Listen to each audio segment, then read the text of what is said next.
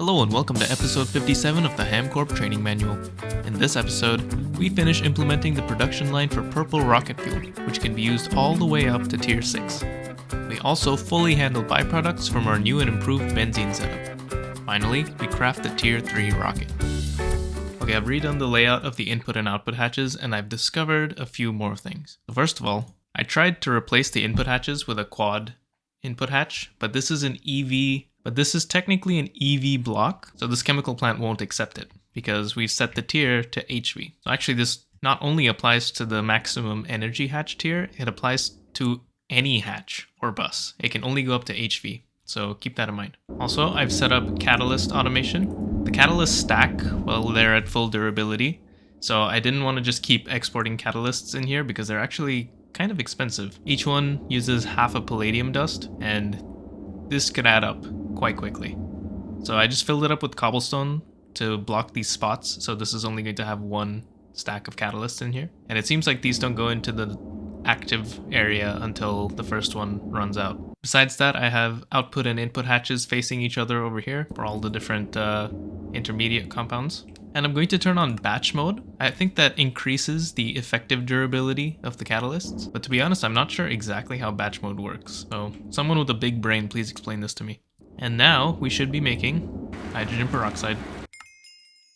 Now the next step, which is hydrazine itself, needs a different program circuit. So I decided to just make a new chemical plant. And I did the same for the purple fuel. This needs another program circuit, so I just made a new chemical plant for it. I'm going to construct them somewhere here. I might push this wall back that way a little bit, but I'm basically going to hook things up the same way I did here. And actually the dense hydrazine, I don't really need to automate this, because if I'm going to skip straight to purple rocket fuel, the dense hydrazine is actually not an intermediate step. We actually go straight from hydrazine into monomethyl hydrazine, and that turns into purple rocket fuel. I've put together 2 more chemical plants, and I've also decorated the first one. I really like this. I think I'm going to copy this exact design for the other 2. I used lapis callistus strips. These are made using the saw from Forge Microblocks, and just a bunch of some bit covers. Nothing special. So here I have a chemical plant that is for making hydrazine, and also for monomethyl hydrazine. And like I said before, dense hydrazine is kind of a side thing, so I'm just going to make this one batch for the quest. I'm currently still waiting on this hydrazine to back up, but once this backs up, it's going to make monomethyl hydrazine. This is basically done, so I am going to finish the quest.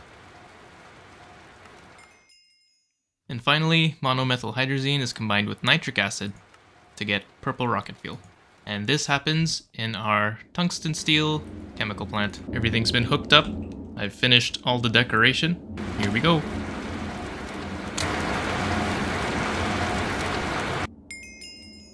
I decided to just store this in a low voltage fluid tank because I don't need that much at any given moment. So there's no reason to stockpile a giant amount of this. So now we officially have tier 3 and 4 and 5 and 6 rocket fuel. Now all that's left is to make the tier 3 rocket. And I will do that today. But I want to address all of these byproducts before I stop thinking about this place. Also, I said I was going to move oil. Yeah, whatever. I'll do that later. So I'm going to go through each of these machines, see what each of the byproducts are, and try to figure out what I should do with them. For the most part, I'm just going to be burning them in a semi-fluid generator or a turbine or something. And I'm going to be doing that here after I take down this old benzene setup. Okay, I've noted down all the different byproducts here, and I've decided what to do with each of them. First up, we have the charcoal. To be honest, I think I'm just going to void excess charcoal. We can make something called magic superfuel, and this can be made from blocks of charcoal. And this magic solid superfuel can be used in a titanium or tungsten steel large boiler to make a lot of superheated steam. But this needs a little bit more infrastructure here. Actually, a lot. I need a good source of diamond dust. I need a source of magic super fuel binder, which needs fiery blood, and I don't really have a good source for this. And to be honest, I haven't checked the math, but I don't even know if it's worth it over just processing the charcoal straight into wood tar and then turning it into benzene. I think that might be better, but I don't want to do that without the multi-block fluid extractor. And that is currently part of the large processing factory, but this is going to be removed at some point. and replaced with different multi-blocks, one of which is a multi-block fluid extractor. So I'd rather wait for that than do anything with it now. Next up, we have the benzene byproduct, starting with creosote oil. This I'm going to burn in a large semi-fluid burner. The phenol, the benzene itself, and toluene are all going to be burned in gas turbines. These need turbines to operate, and I think I'm going to be making Ori-Harukan turbines because I have these ores from Mars, but I don't really have any use for them, so may as well use them for turbines. These turbines will need to be replaced occasionally, but that's fine. They last quite a long time. And then finally, the 1,2-dimethylbenzene. This I'm just going to void overflow. I think that's also our source of hydrogen and carbon dust. Yeah, I have this goofy little electrolyzer set up over here in the power building, so I'm going to remove this and make a proper one in the chemicals plant and just export any excess 1,2-dimethyl into that electrolyzer. Those are the benzene byproducts. Next up are the coal tar byproducts, starting with coal tar oil. This I've decided I'm going to burn in a large semi-fluid burner, same as the creosote oil. It has another use, and that's to make cyclopentadiene, and that we need to make impure ferrocene mixture, which blah blah blah blah blah. Basically, I need that in conjunction with kerosene to be able to do anything with the kerosene. But it's a lot of infrastructure for something that I don't even know if this is worth making. There's no quest about it, there's nothing. So I'm just going to avoid excess kerosene. Maybe one day I'll come back to this, but for now, I don't need to have this. So yeah, so the coal tar oil is going to be burned in a semi-fluid generator. The kerosene is going to be voided. The naphtha, gas turbine. The ethyl benzene, voiding overflow because it kind of has no use. I can make tanned leather. That's about it. And finally the anthracene. This I'm not going to do anything with because this is my main chemical that I need for rocket fuel. So I'm just going to leave this as it is. I'm not going to void excess. I'm just going to let it back up the system if this ever gets full. I'm not relying on anything else, so it shouldn't matter. So now I have a bunch of crafting to do. I'm going to start crafting the rocket parts, and I'm going to start making some gas turbines and some semi-fluid generators.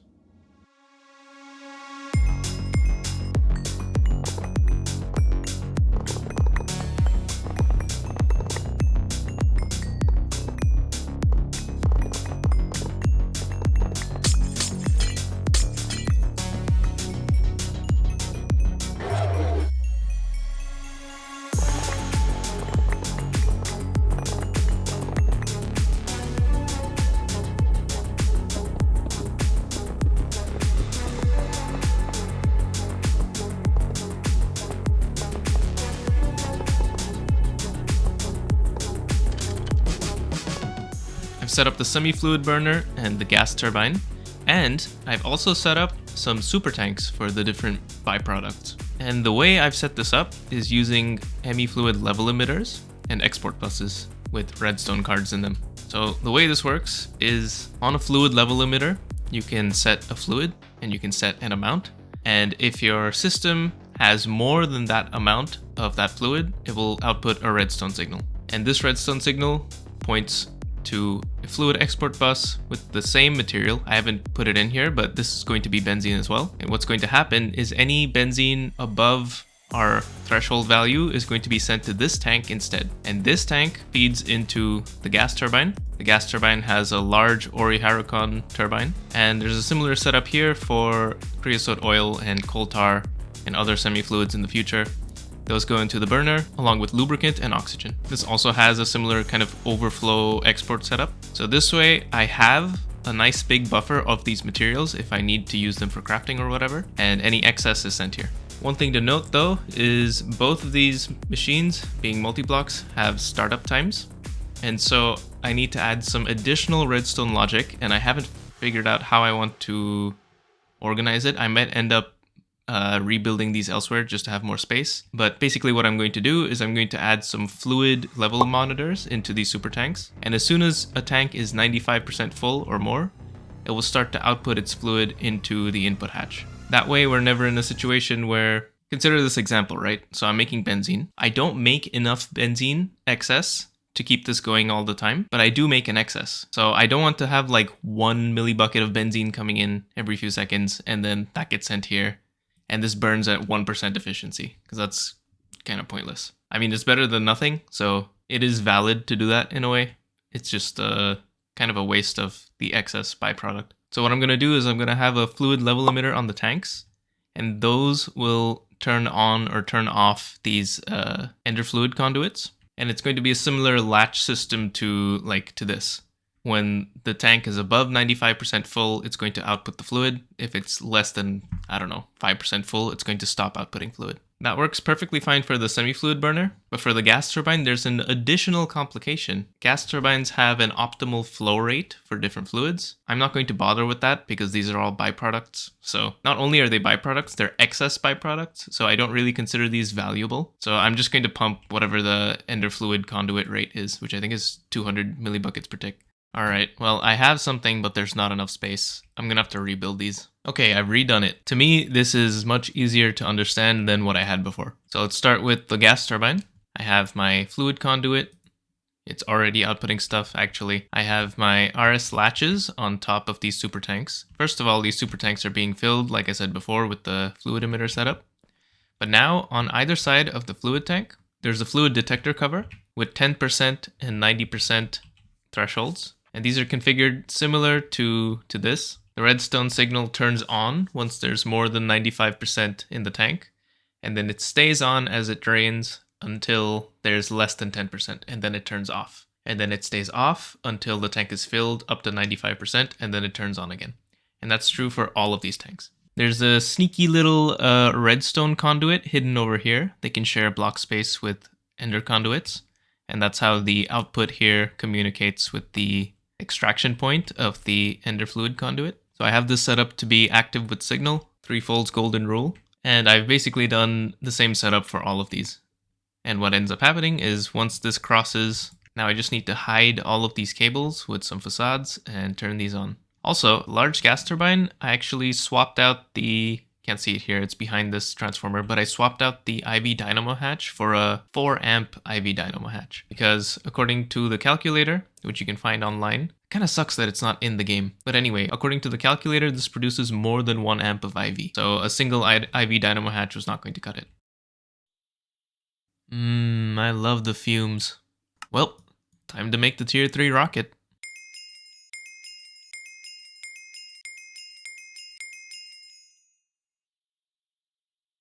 Oh man, this is exciting. But we're not quite ready to go just yet.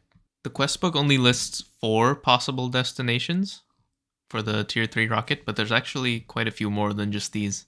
And I haven't been through all of the different possible veins for all of the different possible destinations, but I know that I'm going to need a few miners. And I think it's time we stop using the single block miners. So I'm going to make some ore drilling plants. These are basically the multi-block miner. They're very similar to our oil pumps. And in fact, I think I'm going to make the tier 2 one over here. And this brings a couple of challenges. First of all, how are we going to get the ore back? Luckily, I've already solved that problem. Ender chests. I'm going to have an ender chest that feeds directly into ore processing. Second, the ore drilling plant needs drilling fluid to operate. This is not bad. It's just stone dust, water, and lubricant. I'm just going to set up an ender tank with drilling fluid, and then I can access the drilling fluid at each location. Third, I need to think about powering this thing.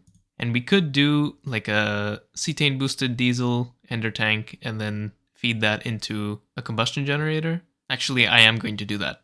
I was considering using this high voltage energy buffer because it has a really, really big capacity. And there's a quest and I was like, oh, it could be fun to make one of these, but this is just worse.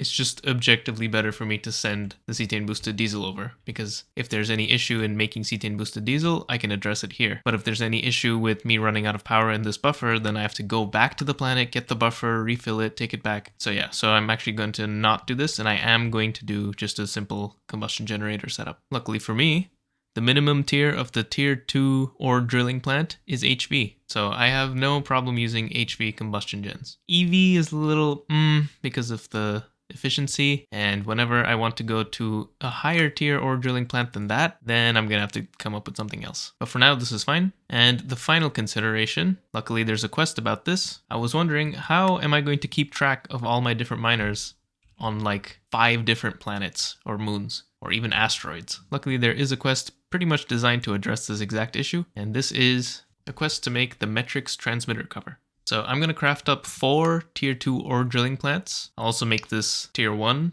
just to finish the quest. It's used as part of tier 2, so it's not a waste. And I'm also going to make 4 Metrix transmitter covers, and I'm going to hope that I have enough ender tanks. I don't. So I'm going to have to make more ender tanks. That's fine. At this point in the game, this is totally fine. Oh, but this might not be fine. We'll see. And after all that, once I can finally set up the miners, I'll talk about how the Metrix transmitter cover works. Time for some more crafting. Thank you for watching this episode of the HamCorp Trading Manual. In the next episode, we will work on magic. We have neglected magic for quite a while, and now we require some progression in order to craft ender tanks and ender chests. HamCorp would like to thank all its employees for tuning into the training manual. Now that the tier 3 rocket has been crafted, I can personally say that this is the furthest I have ever been in GTNH, and I would not have had the motivation to get this far without your support. As a reward, you will receive an additional 5 minutes off for lunch today. This brings your total lunch break to 5 minutes. See you next time.